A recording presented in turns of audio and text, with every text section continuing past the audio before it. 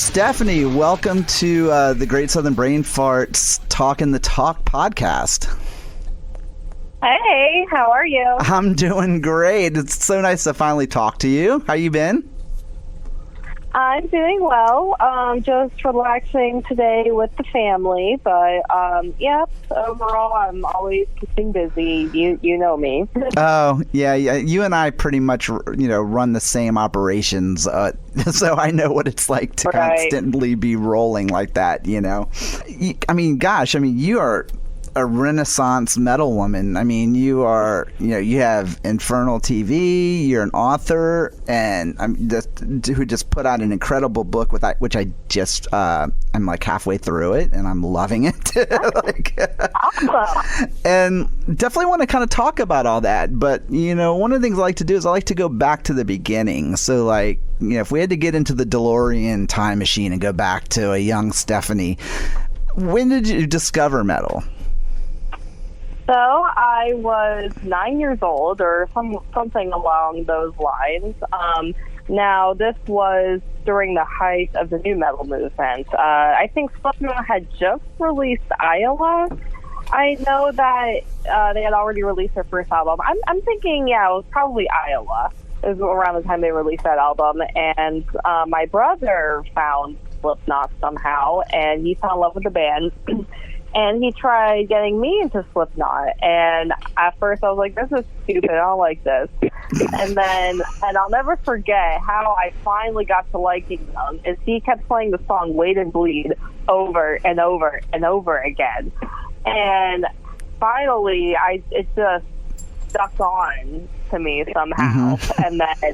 And then that's also when my brother and I also discovered Korn, because Korn was gaining a lot of momentum during that period as well. Mm-hmm. And from then it's just I just kept digging into metal. I discovered all the classics, Maiden, Priest. I also discovered Pantera. That was a big milestone for me as well, because Pantera was heavier than what I was listening to at the time. So, being a little, 12-year-old thinking Walk was, the most badass song I've ever heard. And eventually that led me into befriending someone from my high school. And he, because I had, I was, kind of listening to the kind of generic metal stuff. And he was like, oh, have you heard of this band Death? And I was like, no, who are they? And he showed me Death, and I just, from there on, I was like, this is the greatest thing I've ever heard in my whole entire life. And now I have a very unhealthy obsession with that band. I have them tattooed on the rest of my life. I was about to say, being a friend of yours for a little while now on Facebook, I know your obsession with that band. Oh, yeah. Little obsession. Well, what's interesting to me too is that because obviously I'm older than you, and whenever I hear somebody talk about they got into metal when they were 9, when Iowa by Slipknot came out, I go, oh my god, I'm so fucking old. You know what I mean? But then what's interesting to me is that sometimes I find myself going into that kind of crotchety old metal guy, I'm a Korn like that. But then I'm reminded by a good friend of mine who was telling me, he goes, when I was growing up, the newest Metallica album was Load. He goes, so that's my first experience to Metallica. He said, your first experience to Metallica was Ride the Lightning. He was like, so I had to go so far back, and so, with that being said, and being, involved, very involved in the metal scene, do you ever kind of run into those kind of old elitist metal guys, and or metal people, and how do you deal with it, So what I've learned is I just have to stand my ground. I think a lot of those elitists, honestly, I don't think they mean. I think there are those who mean to be pieces of shit and want to put you down. But I think the vast majority of them, they don't really want to. They don't mean to come off like that. They're just stating their opinion, but their opinion is very not, what's the term? It's, like, it's not one that I really wanted to hear, Like kind of judgmental, maybe?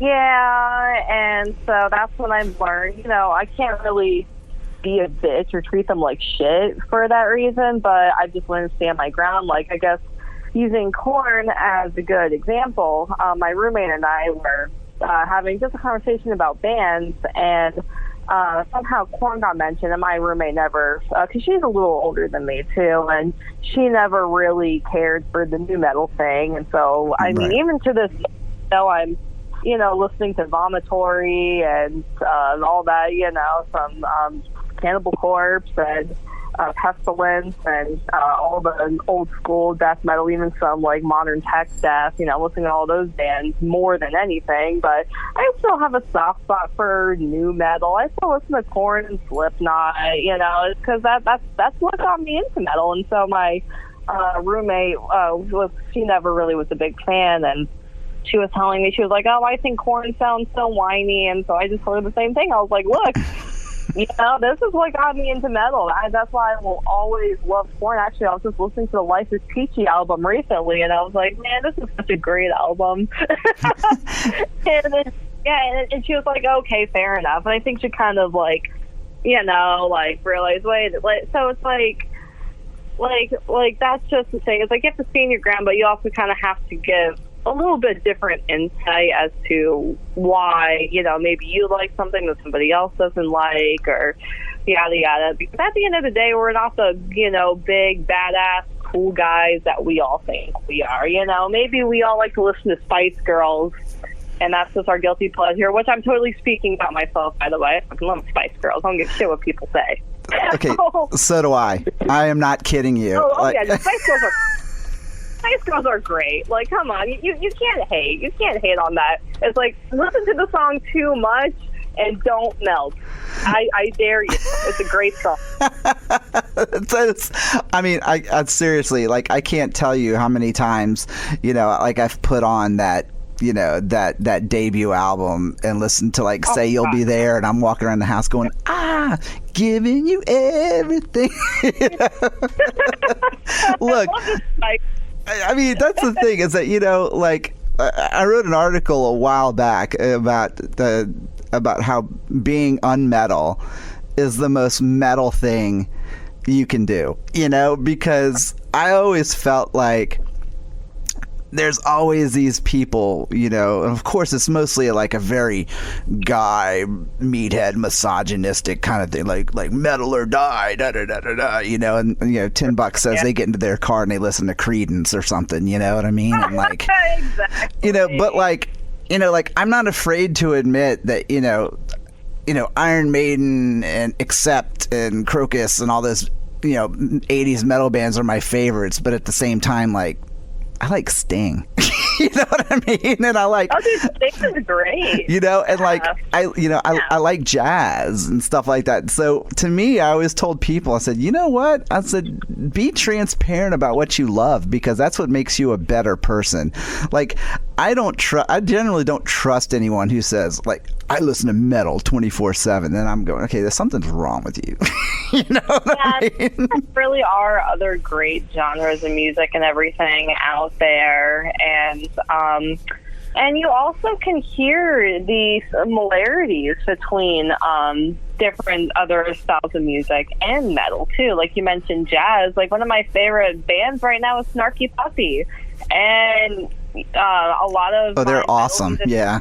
Oh, that's amazing. And a lot of my metal musician friends are very inspired by them. Mm-hmm. So, and I can see why, because if you listen, I mean, I'm not a musician, but I can hear some of the, some of the guitar melodies, and especially something the drumming, because don't they have 3 drummers or something? It's crazy. Anyway, but and the drumming too. It's I can tell that all of those styles are influential to metal bands, and honestly, I think that's good for metal bands to not only be subjected to listening to metal music, but to be diverse, listen to all other types and styles of music, because that's what makes the music good. You know, that's what makes metal bands more unique, is they take everything from other styles and genres of music that influence them, and they use that towards their music. Because if they only, like, for example, if I see this a lot with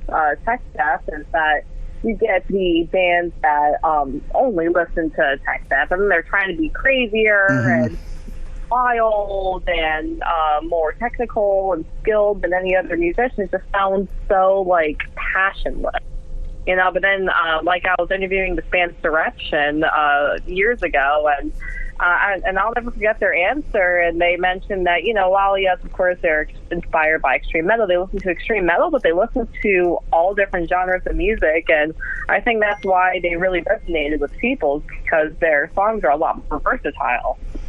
Oh yeah, I mean, it's like one of my favorite go-to stories is I was interviewing Tom Hunting from Exodus, and he was in the back lounge of the tour bus, and the manager, you know, brought me back and was like, "Okay, Tom's waiting for you in the lounge. Let me go in and check with him." And he's like, "Okay, you can go on in."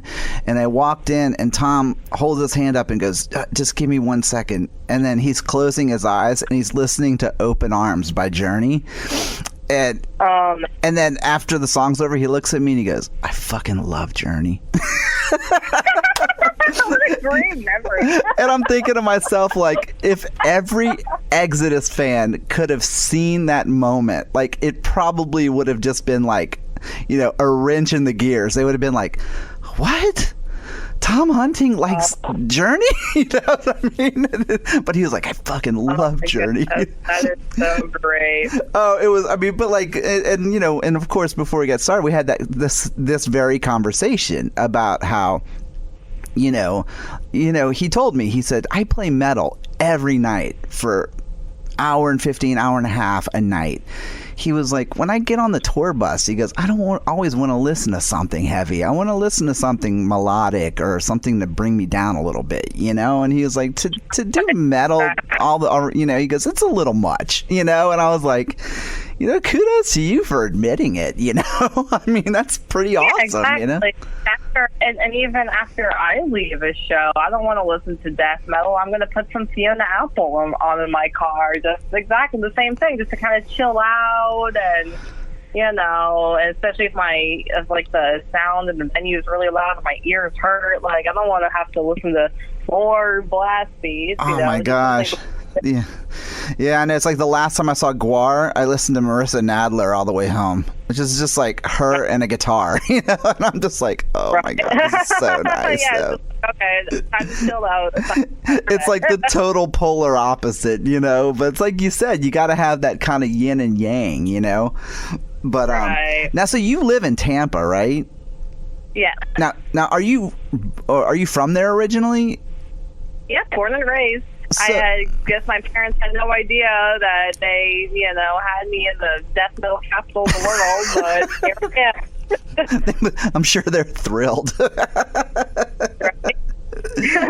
Well, so I mean, given I'm from, there's another city that's right next to Tampa. It's called St. Petersburg, yes. And I live in that. I technically live there. I live closer to the beach because there's no death metal here out on the beach. The city Tampa itself is technically about 45 minutes from where. I mean, now I live in Tampa. I moved out there to be closer to the metal scene. But before, when I was first going to shows, I'd have to drive every single night 45 minutes. Going out to the actual city itself. So I guess I just kind of live in a suburb near the beach, but still, like, the Tampa area is why locally is what we call it, because Tampa is technically a whole bunch of different little suburbs in the area. Then, like I mentioned, we have the beach and all that here.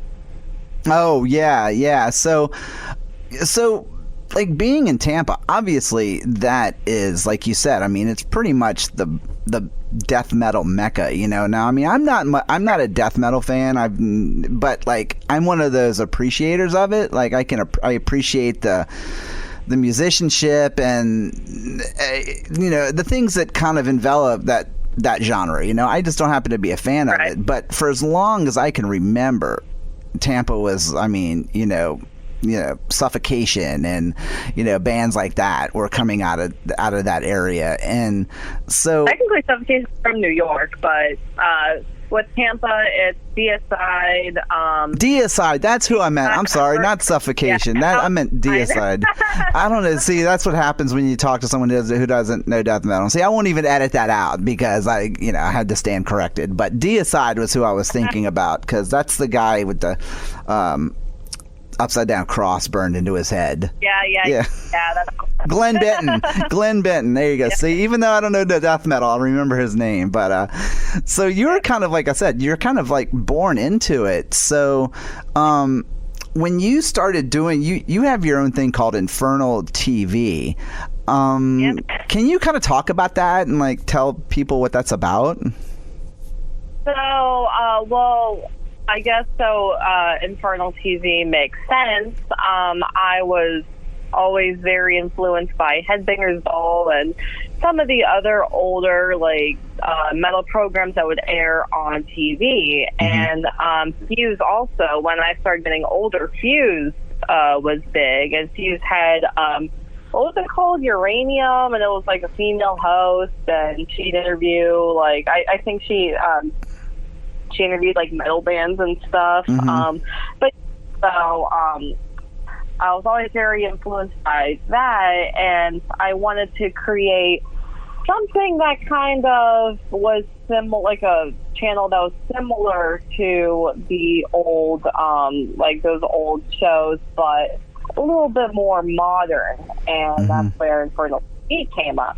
So pretty much I try and be as versatile with video as much as possible. I know that there are other channels like Metal Injection, and few others that, they have like a lot of video content, and it's very creative, very versatile. I focus more on interviews. Interviews are my favorite thing to do, and I'm sure you can agree as well. Just I love picking an artist's brain and really figuring out why exactly they do something a certain way, or why they wrote that riff, or how they warm up to play drums, or like little things like that. That's my favorite. Finding out all this little tidbits of information from my favorite artists. That's my favorite thing. And I try to do as much as I can. I try to do video reviews, show reviews, just so I can spice up my content a little bit more. I'm not just, and it also gives me a little bit more, how should I word this? I guess more versatile content. It also helps me to improve my video skills, because I'm kind of like editing all of this stuff together, because I actually learned video through, technically a website that I was contributing to before I started Infernal TV, but through them is where I learned video stuff. I'm a natural writer, because and even when I started music journalism, I was writing for magazines, and then I got into video, because that's just where the industry is going for music journalism. That's what and any visual base, for social media and all that. So I really fell in love with video through that, and but yeah, so yeah, I guess that's pretty much how I started Infernal TV. And I would like to have a lot more time to upload content more frequently, but I have I'm a full-time freelance writer and all this fun stuff, and I also have books, so not able to contribute as much as I would like to, but yeah, so that's just why right now I'm just mainly focused on interviewing bands and stuff like that. And it's also, I also cover more extreme death metal, just because that's what I love. Yeah, no, it's so funny, because I've actually watched a good bit of your shows and stuff, and I've really, really enjoyed it, because like I said, or like you said, I'm definitely an interview / writer at heart, and I've always been, and the thing with interviews is because I got into it because I got so tired of watching interviews where the first question out of everybody's mouth was like, so how's the tour going? You know, and then I was like, oh man, you guys got to ask better questions than this. You know what I mean? And so, you know, and so I just really found myself saying, I want to ask the questions that I want to ask. And even if nobody hears this, at least I got to hear answers to all of my questions. And I've always been pleasantly surprised at the reactions that I get when I talk to people, and they're like, this didn't seem like an interview. I'm like, well, because it really was. You know, because I didn't have a Q&A for you. You know, it's like I just wanted to talk to you, you know. And but with that being said, with Infernal TV, like you said, it was more you know, you cover more of the death metal and extreme metal. Do you ever see yourself possibly branching out and maybe like expanding on it as far as going out into genres? Because I know with my site, I started off doing pretty much just metal. You know, it was just classic. It was like classic metal. It was, you know, new wave of traditional metal, like that kind of stuff. And then I kind of ventured in and kind of started covering some classic rock, and then some of the glam bands that I grew up with that I loved. And so I found myself kind of expanding on what I started out, you know. So do you kind of see yourself doing that, or do you see yourself being rooted in where you're at? I mean, I've done that before. I've LA Guns came through last year. I covered them. Dirk Schneider came here last year. I interviewed Sven, that's Udo's son. Oh, I've interviewed some power metal bands. So I definitely, you know, I branch out. But I think the thing with Florida scene is that, you know, we get a lot of the extreme metal, the death metal, the tech death, because that's really what does the best here. Mm-hmm. And that's also what I like the most. And but I mean, yes, I'm definitely am willing to expand as much as I can. But I'm also looking at my markets and looking through the bands that come here, and I don't think I would really expand, because I know you mentioned like something like classic rock or glam metal. I probably won't expand much out of there, because the thing with Infernal TV is that even though it's not like it's death metal interview TV, it's not like I named my website something very niche-y, but and I'm also thinking from the perspective of a publicist who might be looking at my interview. So if I put in to interview like a rapper, they might look into my at my website and be like, I don't think you get the viewership that my artist, you know, or your viewership isn't in the market that my artist is in. So I won't be really, I don't think I'm expanding too out, like you mentioned. Probably the most I would expand outward is probably like glam metal. Mm-hmm. Glam metal, even like not emo, but maybe like screamo, or maybe like the Warped Tour band. Oh yeah, that would probably be the most, because I've also interviewed Dollskin. You know, I've interviewed like more of along the lines of like modern rock or punk, or, you know, pop punk. But that's probably the most that I would expand, because I'm also, you know, I have to pay attention to my market, my viewers, and if they expect, you know, if they expect Infernal TV to interview Suffocation, then, you know, it'll be kind of weird if one of my subscribers, you know, gets a notification, oh yeah, you Infernal TV just interviewed a pop artist. You know, they'll be like, the hell? Why? You know? And that's so interesting, because when I'm thinking about Infernal TV, it's one of those type of things where, kind of like with the Great Southern Brain Farts, that you have to kind of work backwards. Like, you have to work from, okay, if this is the most extreme, what's the farthest I can go back without losing my audience, you know? And which is funny, because I think with my audience, you know, I think, you know, even the most current stuff, a lot of it tends to be, Swedish, Finnish psych rock, Graveyard, Jess and the Ancient Ones, stuff like that. And then even new metal, new wave of metal, like Striker and Holy Grail. So, working backwards from there, it's not too far of a shoot for me to go back to bands like you said, like, I don't know, Tora Tora and Dangerous Toys and bands like that, because in reality, like, the bands that influenced the newer bands, they were more from that era, if that makes sense. So it all kind of ties together.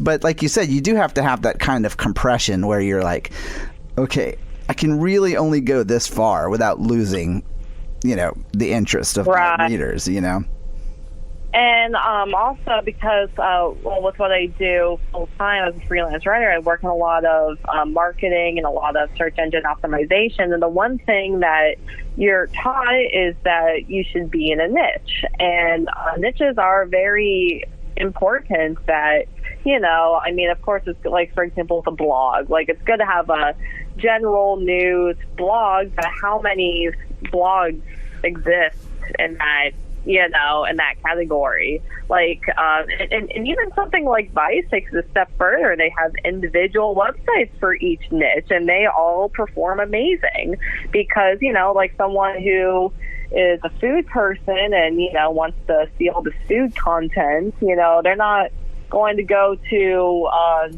generalwebsite.com and expect to find food. They're going to find specific food blogs. And yeah, and it's important to have a niche for that reason, because I think extreme metal fans in particular are because there's not really many genres of music like extreme metal, so they really gravitate towards bands in that genre. And also with the media outlets, like one of my most viewed interviews, I interviewed Rob Barrett and Alex Marquez for Solstice. And Solstice is, one of my favorite bands, a very underrated band, and that's kind of the band that started both Rob and Alex's career. And so not only speaking with both artists, but also them talking like when they were young kids and just kind of messing around with, like, really, kind of being in a band and all that was kind of new to the both of them, and just like hearing all their crazy party stories and everything and all their memories from back during that time, and also how both ended up going into Malevolent Creation, and then Rob expanding to Cannibal Corpse, and and that was probably one of still have thousands and thousands of views, and people comment all the time like, oh my god, this is amazing, I'm so glad you got to talk to both Rob and Alex and all this. So yeah, that's like to me, that's the payoff, because there's nothing cooler than when I post an interview that people go, I'm so glad you talked to so-and-so, or I'm so glad you asked this question, or like, I didn't know about, and so to me, that's like the ultimate payoff for me. So you know what it's like, you know what I mean? Like when you get that kind of, I don't know, like that credibility from your readers, you kind of go, wow, okay, now it's worth it. Right, exactly. So earlier I mentioned that you're a Renaissance metal woman, of course, and of course it goes because, like you touched on earlier, that you're also a writer. You just recently put out your first book with Dissecting House. Yeah. First off, congratulations on that, because that, I know from being a writer myself, that is a grueling task. Oh, yeah. Okay, it took me a couple years. So I know from talking to you and from even reading a little bit about you that your father was a very big supporter of you being a writer, and that you dedicated the book to him. And so what were your early days as a writer? I mean, were you just like short stories, poetry, or something like that? Like where did your writing background come in? Well, let's put it this way. I'm glad that you mentioned my father, because my father was also a writer. And second reason I'm glad you mentioned him, he would have been 66 tomorrow. So he passed away 2015. So it's been 4 years. And I'm going to dedicate all my books to him, because he is really, when he discovered my writing talent, he was just so gung-ho, like, I'll never forget. I guess to also answer your question about my writing background, yes, it mainly was short stories. I also was an avid reader. As a kid, I always had a book in my nose, constantly, and sounds like my wife. That was how my wife grew up. You know? Yeah, it's like I always had headphones on my head listening to music or a book in my nose reading. But and so naturally I started writing my own little stories. But then again, I was probably 7 years old. My first story was about like a duck or an animal that had no friends. That's so cute. Right? So yes. And eventually I gravitated. Something else that I wrote a lot of was fan fiction, because, you know, I was really big, of course, into reading other books. And also at that time, because this was probably when I was like 10 years old, I was a really big wrestling fan. And I wrote my own little fan fiction. Edge was my favorite wrestler at the time. I just thought he was the hottest guy I'd ever seen. My little girl Stephanie had this big crush on Edge. He's still hot, I have to say.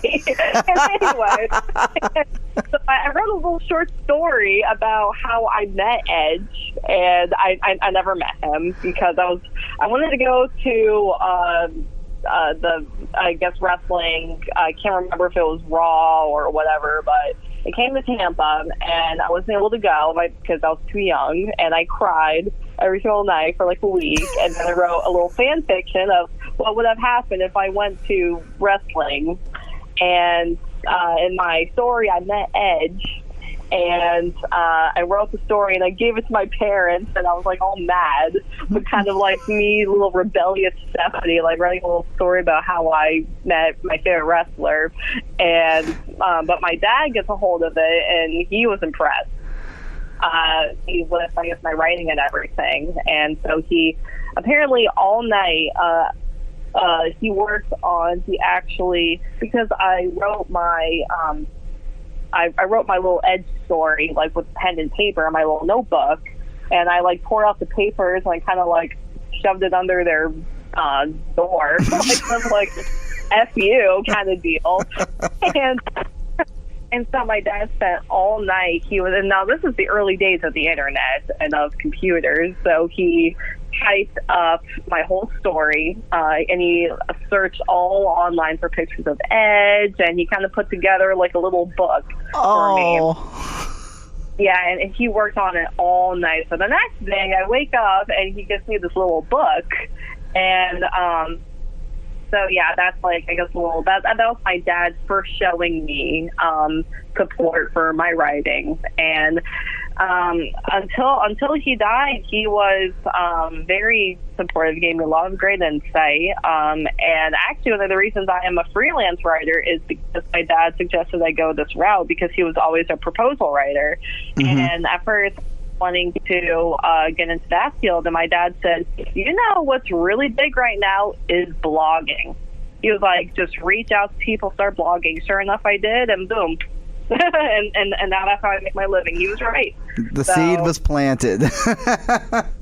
Exactly. But yes, that's how, I guess, in short, is how I got my start, from writing about ducks that had no friends, and writing about Edge, my favorite wrestler, and now I write horror novels.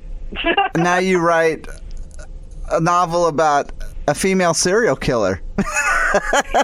which exactly. I have to say, one of the things I loved so much about Dissecting House, that I'm still loving, obviously, because I'm halfway through the book, that I can't put it down. I'm generally not a fiction reader at all. All I read is biographies and autobiographies about musicians. But there's a great flow to the book, and one of the things I also loved is that you kept your chapters short, which kind of keeps the attention span of someone like me who has ADD. You know, like I've been reading this Crosby, Stills and Nash biography, and you know, I usually try to read a chapter a night, and the other night I was going, God, when is this chapter going to end? And I just kept thumbing through on my Kindle, and I'm like, what? It's got 30 pages left? No, I'm going to bed. But I love the story and the fact that, this isn't something you hear a whole lot about. I mean, we're hearing more about it now with things like Netflix and documentaries, like with Evil Genius. I don't know if you saw that, but that was a great documentary of a. I recommended things, but I don't watch it, so I guess I will have to watch it. Oh, I mean, it's a great show. It was basically about this woman who just masterminded this like elaborate scheme to rob a bank, and she was the mastermind behind it all, and fitted this guy to go in the bank with an explosive like a collar that would detonate. Obviously it's a horrible story, but for someone like me who like is slightly fascinated by that stuff, I was like, wow, what a tough. I mean, but you know what I mean. And what I'm getting at is that for so long, when I was growing up, it was always, you hear about Richard Ramirez and you hear about Ed Gein and all the guys. When you wrote Dissecting House, like, where did the overall concept come from? And I guess in so many words, like, what was the catalyst behind the story? Well, the concept, I don't even know how it just appeared to me, or it came into my mind somehow. And I guess over a couple of years, it just evolved into the book that it is today. And the other reason I had that concept, if you look at a lot of the other horror, whether it's novels, films, whatever, where there's a female killer, it's never, she's never a bloodthirsty killer. It's always, it's like either a revenge kill, like think of I Spit on Your Grave, or it's like that femme fatale kind of thing, or she's using her kind of sexual prowess. Like a woman scorned kind of thing, Yeah, but, I wanted someone who was very bloodthirsty and just a fucked up, terrible human being. As every good horror novel should have, right? Right. And the reason that she targets men in particular, and that's kind of the other flip side, because, I can't really think of any horror book, movie, whatever, where only men were the victims. Of course, men get killed, whatever. Because I guess there are just some killers out there who are not gender specific, which, hey, if that's your thing, cool. But my killer decided to be, where I decided that she were to be gender specific because, and just like you mentioned, I just kind of flipped the tables, and I think that in a lot of the media, whether it's the real world media, like on the news and in publications and everything, or in books like other horror novels or films where it's always the women who are, particularly being targeted as the victims. And, I wanted to flip the tables a little bit and I guess kind of diversify the victims a little. It's like, come on, not only the girls, come on, let's just get some dudes up here as well, kind of deal. But, overall, it's never really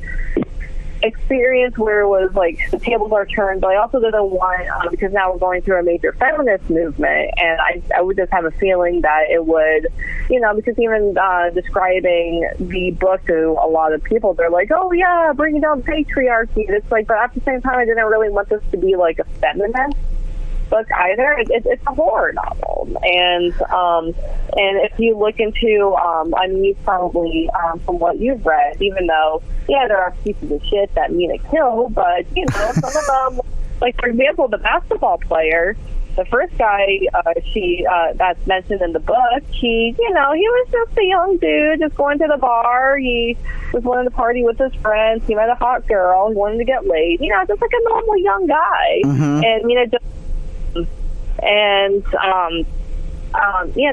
I wanted, because most of my friends are guys, and I kind of wanted the, normal good guys also, just to, I guess, humanize some of the characters, just so they're not like objects, just so they're not like victims, you know. And I don't think, I'm not sure if you've gone to this part, but there's a part where Dr. Luckman actually speaks to the basketball player's parents, and to kind of give him a little bit more. Yes, I did. Yeah. Yeah, and so because I didn't want this just to be like, oh, screw men, you know, woman killer, you know, like destroy the patriarchy, like someone said. It's like, no, I didn't want that to be the book. I don't want Mina to be somebody that women worship and idolize. You know, the reason I made some men. I don't know if you got to the politician who was cheating on his wife with Mina, and then she killed him. Yes, I did get to that. Thank you. At least you didn't spoil it for me. No, I'm just kidding. I'm not going to give away any like real spoilers, but you know. But I mean, I figured if someone's never read the book, they'll probably expect people to get killed. So that's why I don't really mind talking about the particular kills. Maybe not the way they get killed, right? It comes in, but or all the details and everything. But anyway, so back to the politician, where, you know, he obviously kind of was a shitty dude, you know, and so she offed him. So it's like, you know, and I think that's like a classic thing in horror. Like, you know, think of back to like all the slasher films where all the, you know, kids were partying, they're all stupid and killer awesome. You don't feel bad for them, you know. It's kind of the same thing with this book. Like, you don't feel bad for the politician because he's an asshole, but you might feel bad for the basketball player because it's like he just was a victim of circumstance. And I kind of wanted I guess I just kind of wanted a very general outlook. And even though, yeah, they're all guys, I didn't want her to target one guy. She was targeting whatever, a dude who was just there and, you know, was dumb and easy, just as Mina, in her words, would put it. And she... and then she offed him. So do you think that in some ways, though, that you would hope that maybe some of the men that read this book would kind of read it with an air of caution and go, okay, you know what? I could be a victim.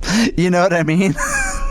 The only reason I'm going to say yes and no to this question, because, you know, coming from a woman, like, we feel victimized in just about every single aspect of our society, you know, whether it's rape culture, because I was always one of the girls I was warned, you know, don't walk around looking slutty or else you'll get raped. You know, I was taught all of that propaganda. And, of course, you know, like you mentioned, some of the serial killers men who target women, and it's really only women who were given, don't go into a stranger's car, look behind you while you're walking alone, don't walk around alone at night, or blah, blah, blah, whatever. And men aren't really given that warning, or if they are, that it's not, you know, the same like as women are.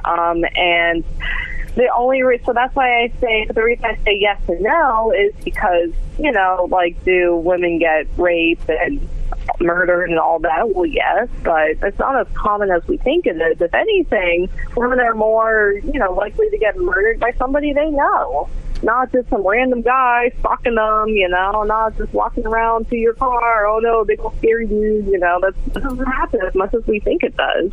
Right. And so I don't want to give exactly men an air of caution, but the one thing I've noticed about a lot of guys is that are they a little clueless? Are they a little careless? Oh yeah. And, you know, beyond just getting, you know, murdered by a woman killer, which that probably will never happen, but or so. Never say like, never, though, you know? Like, I mean, you never know, you know? I mean, like, you have, like, Eileen Ulmer, whatever her name is, you know, she very successfully killed lots of men, you know, because they're like, oh, hey, sure, yeah, you can go in my car all alone, cool, you know?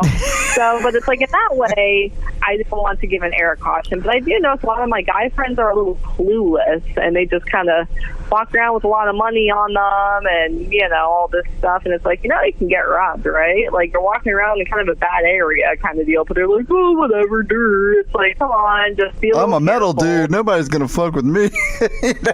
Actually, I'll never forget one of my ex-boyfriends lived in a pretty bad area. He would always, like, walk to the store or whatever, and he was a white guy and living kind of in a bad area. And I told him, I'm like, do you realize you may get robbed or whatever? He was like, the worst someone, how did he word it? He was like, oh yeah, the worst thing that can happen is some guy will try selling you drugs. I'm like, dude, like, I mean, given he wasn't a rich dude, that's why he lived in the hood, but he would just walk around all by himself. Of course, he wouldn't let me walk around, but he would. And I'm like, dude, you don't think you're going to get robbed? Like, come on, think a little bit.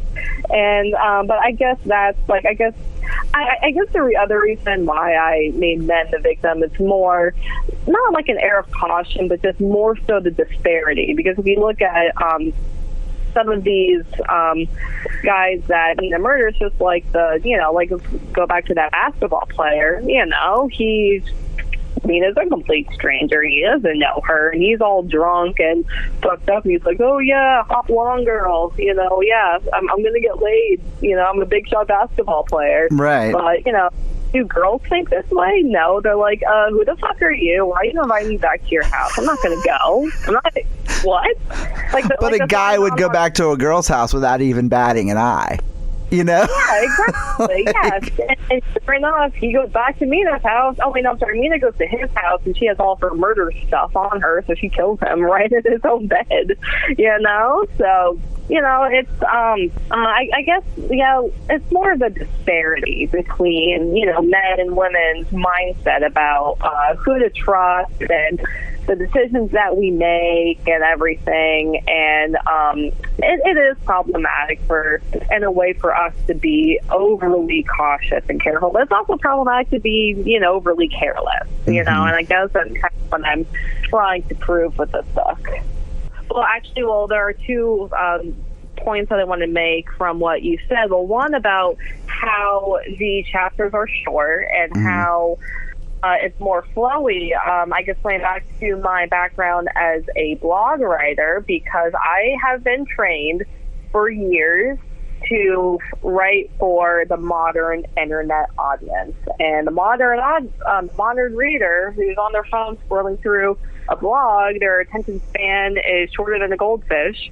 So you have to write very short paragraphs, write very short sentences, and all, like, it's skimming material is pretty much how we refer to as in the blogging world, is all skimming material. Right. So, I think this is fiction writing has not caught on that yet, because everyone's used to the very long, big paragraphs. Like, for example, I'm reading Lovecraft now, and I haven't, because I have a couple different anthologies of his work, and I purchased one from the local bookstore, and then I lost it and found it. I was like, oh, cool, Lovecraft. So I've been reading it, and I have not touched the Lovecraft book in years. And so his, because I love Lovecraft. He's one of my favorite writers, one of my biggest influences. But even reading his book, I'm like, oh my God, just get with the program. What the hell? Oh,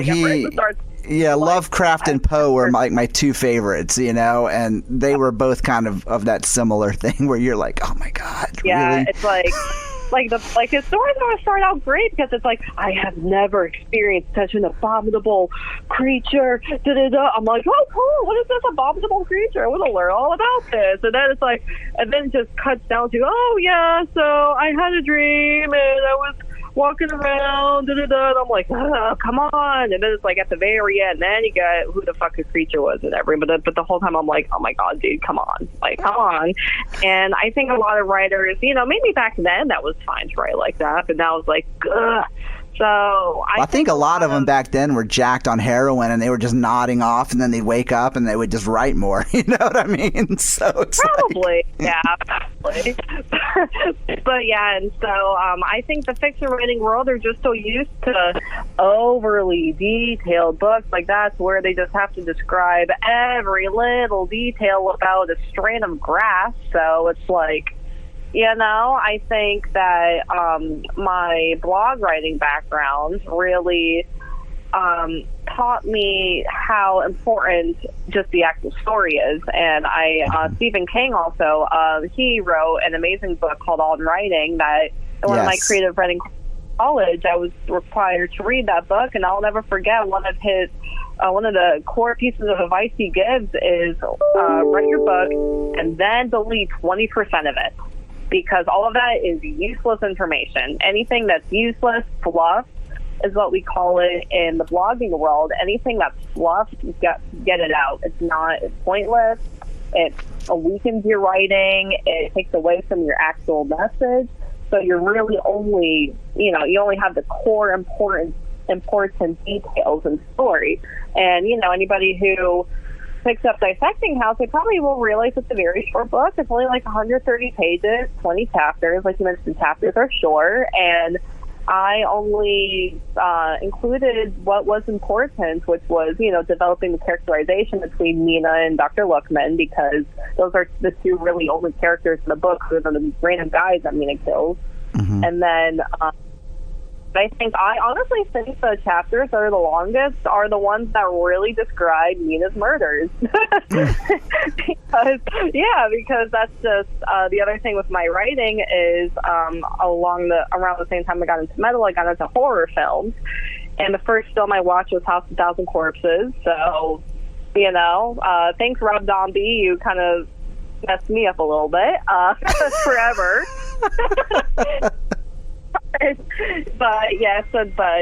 I just really gravitated towards very violent films. I never really had experienced that with books, like that gory, I guess messed up kind of, take a film like Cannibal Holocaust and turn it into a book. I never really had that reading experience in horror. So that's why I was like, well, I'll write my books like that. I'll write my books like they're one of the cheesy, gory films that I love. And, but I was, and of course I was like, okay, so how do I write a book like that? So sure enough, I just, had to go into every single little detail and try and make my readers feel as uncomfortable as possible. One of the things I loved about the book, obviously, because it says, the title of the book is Amina, is it Bassa, Abasi? Bassi? How would you say it? Yes, Mina Bassi. Okay, so it's a Mina Bassi serial killer novel. So does that kind of hint at the fact that there's going to be, that there's more to the story? Are there going to be other books that are going to precede it? What I'm going to tell you is you're going to have to wait and read it until the end, and then you can figure out what that means. How about that? You're such a hard seller on this book.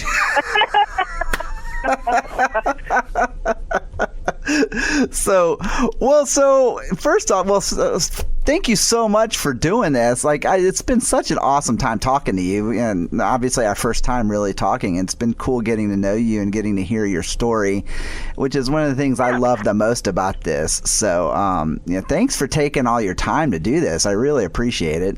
Thank you. I know I tend to ramble on when I'm interviewed, so thank you for listening to me. Girl, if you ever interviewed me, that shit would be like an hour and a half, and you'd be like, God, man, I just told that dude about a bridging shit. He keeps going and going. Well, thank you on your podcast. This is amazing. Well, I appreciate you being on here, and so give us some information. Give the listener some information. Where can they find Infernal TV, and where can they get Dissecting House?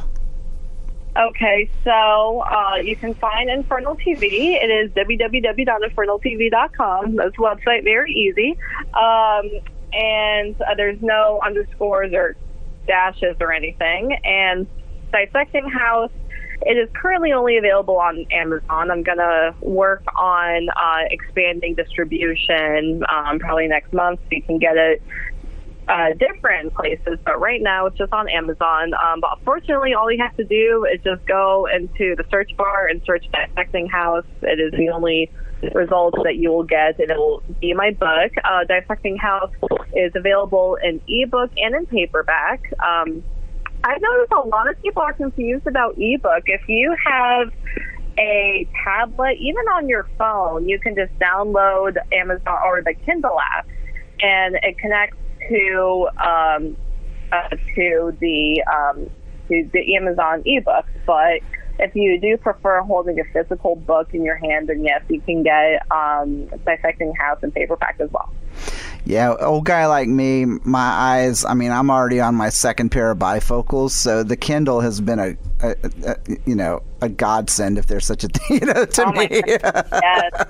And also you can alter, you can make the font bigger, you can mess around with the brightness, or at least because I read books on my iPad, and I have the Kindle app. So that's why I tell people, if you have a tablet, if you have a smartphone, even your laptop, just download the Kindle app, and then you can access ebooks from there. Oh, and I love physical books myself, and like I said, I'm definitely going to get one because I want you to sign it for me, so... I will.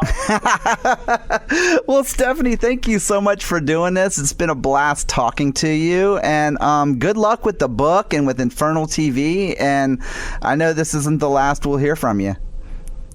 Awesome. Well, yeah, I was going to say, please expect to hear more from me. Please expect more books, more badass metal interviews. And thank you again for having me on the show. This was so much fun. Absolutely. Absolutely. Well, thanks so much. And look, you have a good rest of your day. All right. You too. Bye. All right. Bye. Are you